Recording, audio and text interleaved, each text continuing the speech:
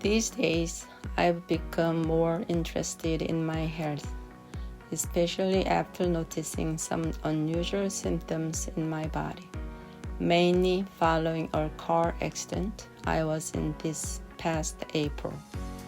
On the day of the accident, I had an MRI of my head and neck.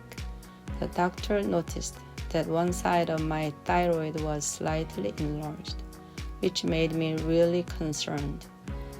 When I later watched YouTube videos about thyroid disease, I got even more scared because I hadn't had a health insurance for the past 2 years. I had skipped my regular checkups. To see my doctor about my thyroid, I needed to take a blood test first. I was also curious about my overall health. It felt like a lot of money, but I paid in cash and went ahead with the blood test and saw the doctor. At the clinic, the phlebotomist tried to draw blood, but only a small amount came out before it stopped. My left arm hurt a lot from the pressure of the blood container. She asked me when I had last drunk water that day, and I said, in the morning, about 7 hours ago. She told me I need to drink water more often. Eventually, she had to draw blood from my right arm instead, which is the one I use more. My doctor also ordered an ultrasound for my thyroid. It turned out that the left side was slightly larger due to some small cysts. Thankfully, I just need to follow up once a year. I was so relieved because I had imagined all kinds of serious diseases. In the past, I avoided drinking water when I went out because I didn't want the inconvenience of looking for a bathroom. Since I tend to go to the bathroom often, I try to prevent that by drinking as little water as possible. On top of that, I had been watching videos that warned about drinking too much water.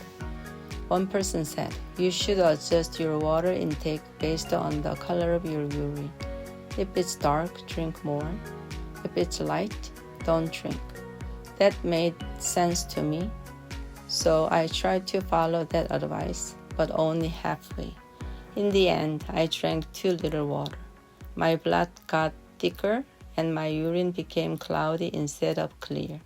Eventually, I even started to feel dizzy.